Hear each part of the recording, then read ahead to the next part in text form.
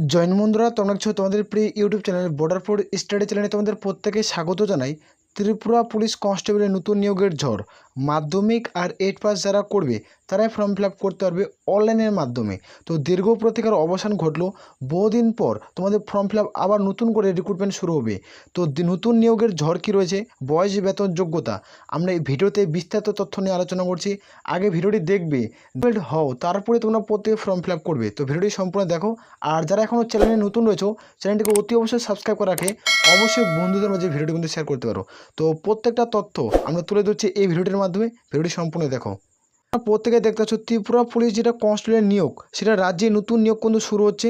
যে টোটাল যেটা ভ্যাকান্সি রয়েছে না, তোমাদের 916টি ভ্যাকান্সি রয়েছে। এই শূন্যপদে তোমরা মেল এবং ফিমেল প্রত্যেকে কিন্তু যোগ্য। এই শূন্যপদে মেল ফিমেল প্রত্যেকেই যোগ্য, আর প্রত্যেকে অনলাইনে ফর্ম ফিল আপ কিন্তু করতে হবে। তো এখানে স্যালারি, এখানে তোমরা দেখতে পাচ্ছ তোমাদের 20,700 থেকে তোমাদের 65,800 টাকা লেভেল 6-এর স্যালারি পাচ্ছ। ছেলে মেয়ে প্রত্যেকে কিন্তু যোগ্য। ভিডিওটি দেখার পর যারা যোগ্য প্রত্যেকে ফর্ম ফিল আপ করবে। এখানে তোমরা দেখতে পাচ্ছ রিক্রুটমেন্ট ইনফরমেশন। তো আমরা আলোচনা করছি এখানে কীভাবে রিক্রুটমেন্ট করায়। তো এখানে দেখতে পাচ্ছ পোস্টের নাম, এখানে পোস্টের নাম তোমরা দেখতে পাচ্ছ constable of Tripura police men এবং ওমেন, অর্থাৎ মেল এবং ফিমেল মানে পুরুষ ও মহিলা। তো এখানে তোমাদের কী রয়েছে, যেখানে রিক্রুটমেন্ট করায় সেটা গ্রুপ সি, নন গ্যাজেট নন মিনিস্ট্রিয়ালের ভ্যাকান্সি। কিন্তু এটা কিন্তু রাজ্য সরকারের একটা নতুন নিয়োগ। তো এখানে দেখতে পাচ্ছ তোমাদের বেতন কী রয়েছে। ত্রিপুরা স্টেট যেখানে পে ম্যাট্রিক্স 2018 লেভেল 6-এর স্যালারি 20,700 থেকে 65,800 টাকা, অর্থাৎ তোমাদের 2018 যেটা লেভেলের স্যালারি সে অনুযায়ী তোমাদের পার মান্থ স্যালারি পাবে। ডিএ, এইচআরএ, আদার্স অ্যালাউন্সমেন্ট তোমরা প্রত্যেকে কিন্তু পাচ্ছ, যারা এবছর 2025 আর 2026 সেশনে চাকরি পাবে। তো এখানে তোমরা দেখতে পাচ্ছ তোমাদের রিক্রুটমেন্ট কী রয়েছে, তোমাদের 100% ডাইরেক্ট রিক্রুটমেন্ট হবে। আর দেখতে পাচ্ছ রিজার্ভেশন ফর ওমেন ক্যান্ডিডেট, মানে শুধুমাত্র যারা মহিলা প্রার্থী তারা 33% তোমরা পাচ্ছ। এখানে দেখানো রিটেন যেটা এক্সাম হচ্ছে সেটা 85 নম্বরের পরীক্ষা দিতে হবে, আর ইন্টারভিউ তোমাদের 15 নম্বরের। টোটাল তোমাদের এখানে 100-র মধ্যে ফাইনাল যেটা মেডেল সেটা কিন্তু জারি কিন্তু করবে। প্রত্যেকে ক্লিয়ার করে বোঝাতে পারছি। তারপরে তোমরা দেখে নাও তোমাদের শিক্ষাগত যোগ্যতা কী চাওয়া হয়েছে। এখানে শিক্ষাগত যোগ্যতা তোমরা প্রত্যেকে দেখতে পেয়ে যাবে তোমাদের শিক্ষাগত যোগ্যতা কী রয়েছে। যারা আনরিজার্ভ মানে ইউআর প্রার্থী তাদের ক্ষেত্রে মাধ্যমিক পাস লাগবে। আর তোমরা প্রত্যেকেই যে কোনো শাখা থেকে যে কোনো বিভাগ থেকে তুমি মাধ্যমিক পাস করছো সিম্পল, তাহলে তোমরা প্রত্যেকে ফর্ম ফিল আপ করতে পারবে, পার্সেন্টেজ কিন্তু লাগছে না। আর যারা এসসি এসটি ক্যাটাগরি থেকে তাদের ক্ষেত্রে তোমরা যারা 8 পাস করবে তারা কিন্তু যোগ্য। In case of the recruitment from special police officer, যারা সিপিও, তো মিনিমাম তোমাদের কোয়ালিফিকেশন মানে এডুকেশনাল কোয়ালিফিকেশন তোমাদের চাওয়া হয়েছে। দেখতে পাচ্ছ যারা 8 পাস করবে তারাও কিন্তু প্রত্যেকে ফর্ম ফিল আপ কিন্তু করতে পারবে। আর এখানে দেখতে পাচ্ছ যারা ইউআর এসসি এসটি প্রত্যেকে কিন্তু যোগ্য। এই পয়েন্টের ক্ষেত্রে প্রত্যেকে কিন্তু মাথায় রাখবে, তারপরে ফর্ম ফিল আপ কিন্তু করবে। আর এখানে দেখে নাও তোমাদের উল্লেখ কিন্তু করা হচ্ছে তারপরে এজ লিমিট, অর্থাৎ মানে বয়সসীমা কী চাওয়া হয়েছে। এখানে যেটা বয়সসীমা ধরা হবে 18 থেকে তোমাদের বয়স 24-এর মধ্যে হতে হবে। যারা এসসি এসটি প্রার্থী তারা 5 বছরের ছাড় পাবে। আর এখানে এসসি এসটি প্রার্থীরা 5 বছরের সরকারিভাবে বসে ছাড় পাবে। আর দেখতে পাচ্ছ in case of recruitment for SPO special police অফিসারের 18 থেকে 30-এর মধ্যে বয়স থাকতে হবে, তাহলে তোমরা প্রত্যেকে ফর্ম ফিল আপ করতে পারবে। আর তোমরা যারা মিনিমাম 3 বছর মধ্যে প্রত্যেকে ছাড় পাবে সরকারিভাবে তোমরা মিনিমাম 3 বছর মধ্যে ছাড় পাবে। এখানে তোমাদের চাওয়া হয়েছে ফিজিক্যাল স্ট্যান্ডার্ড টেস্ট। যারা মেন প্রার্থী মানে পুরুষ প্রার্থী তাদের ক্ষেত্রে তোমাদের হাইট কতটা চাওয়া হয়েছে, মিনিমাম তোমাদের চাওয়া হয়েছে 5 ফুট 6 ইঞ্চি তোমাদের উচ্চতা লাগবে। যারা ইউআর আর এসসি প্রার্থী রয়েছে, যারা ক্যান্ডিডেট ইউআর আর এসসি ক্যান্ডিডেট তাদের ক্ষেত্রে কত লাগবে, 5 ফুট 6 ইঞ্চি কিন্তু লাগবে। আর যারা ফর এসটি ক্যান্ডিডেট তাদের ক্ষেত্রে তোমাদের মিনিমাম হাইট লাগবে 5 ফুট 5 ইঞ্চি। তারপরে তোমরা এখানে ফর্ম ফিল আপের জন্য যোগ্য হবে।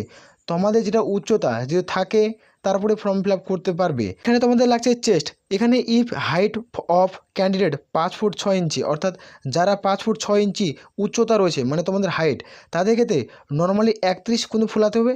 আর তোমাদের ফুলে কিন্তু 33 কিন্তু করতে হবে তোমাদের বুকের সাথে যেটা মাপ। আর দেখতে পাচ্ছ if height for the candidate 5 foot 6 ইঞ্চি, তাদের ক্ষেত্রে তোমাদের 30 করতে হবে নর্মালি, ফুলে কিন্তু 32 করতে হবে।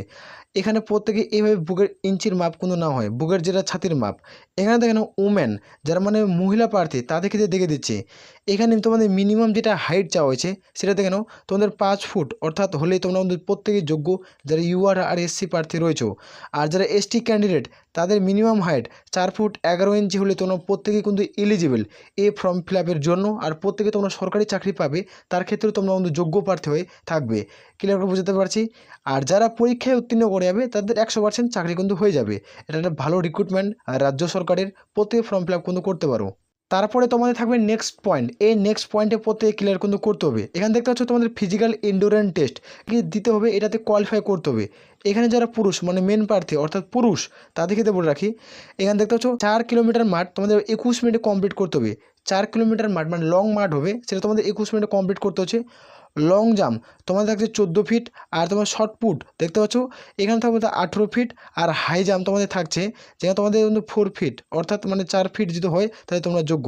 যেটা শর্ট পুট সেটা তোমাদের 7.26 কেজি বহন নিতে হবে, বহনে 18 ফিট তোমাদের কমপ্লিট করতে হবে।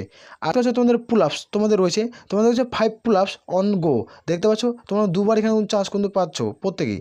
এখানে তোমরা দেখে নাও। তারপর তোমাদের ফিমেলদের ক্ষেত্রে বলে রাখি, এখানে যেটা ফিমেলদের ক্ষেত্রে লাগছে সেটা তোমাদের দেখতে পেয়ে যাবে।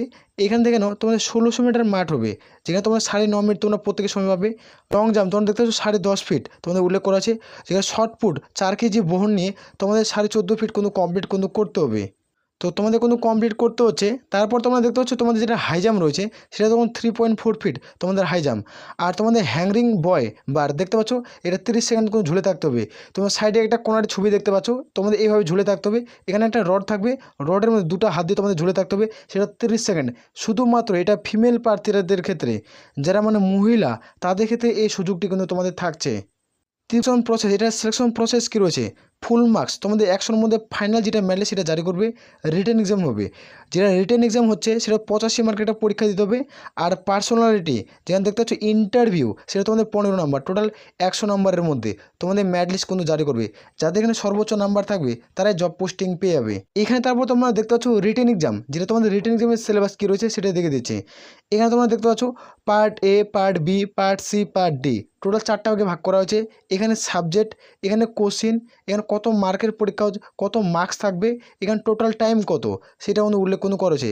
পার্ট এ তোমরা দেখতে পেয়ে যাবে, পার্ট এতে জেনারেল ইন্টেলিজেন্স অ্যান্ড রিজনিং থাকবে 15টা কোশ্চিন 30 নাম্বার, অর্থাৎ একটা প্রশ্নের মান তোমাদের কিন্তু 2 করে, অর্থাৎ তুমি একটা উত্তর ঠিক করবে তুমি 2 নাম্বার পাবে, একটা উত্তর ঠিক করে তুমি 2 নাম্বার কিন্তু পাচ্ছ।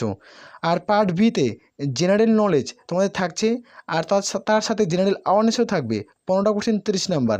পার্ট সি ম্যাথামেটিক্স থেকে থাকবে তোমাদের 10টা কোশ্চিন 20 নাম্বার। এখানে পার্ট ডি অর্থাৎ মানে যেটা থাকছে ইংলিশ, হিন্দি, বেঙ্গলি, তুমি যে ভাষায় এখানে দিতে পারো। এখানে দেখতে পাচ্ছ 5টা কোশ্চিন থাকবে, যেখানে 5 নাম্বার। টোটাল তোমরা এখানে 1 ঘন্টা সময় পাবে, টোটাল এখানে তোমরা 1 ঘন্টা সময় পাবে। আর 45টা কোশ্চেন থাকবে, 85 নাম্বারের কিন্তু পরীক্ষা হবে।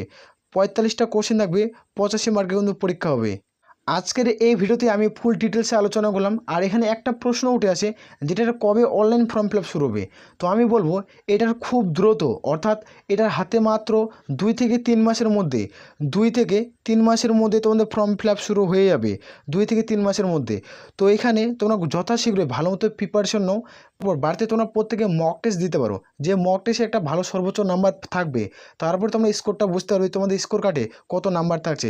তারপরে তুমি এখানে ত্রিপুরা পুলিশ কনস্টেবল সরকারি চাকরি পেয়ে যাবে। আর এটা খুব দ্রুত তোমাদের কিন্তু ফর্ম ফিল আপ শুরু হয়ে যাবে। আর এইটা এখানে তোমরা দেখছো টোটাল যেটা ভ্যাকান্সি আছে 916টা, এইখানে তোমাদের ভ্যাকান্সি 1200 তোমাদের ভ্যাকান্সি থাকবে। 1200 তোমরা মিলিয়ে নিতে পারো, এই কথাটি 1200 ভ্যাকান্সি থাকবেই থাকবে। আসলে প্রত্যেক ক্লিয়ার করে বুঝাতে পারছি। তাহলে এ বলে আমরা এখানে ভিডিও শেষ করছি। জয় হিন্দ, জয় ভারত।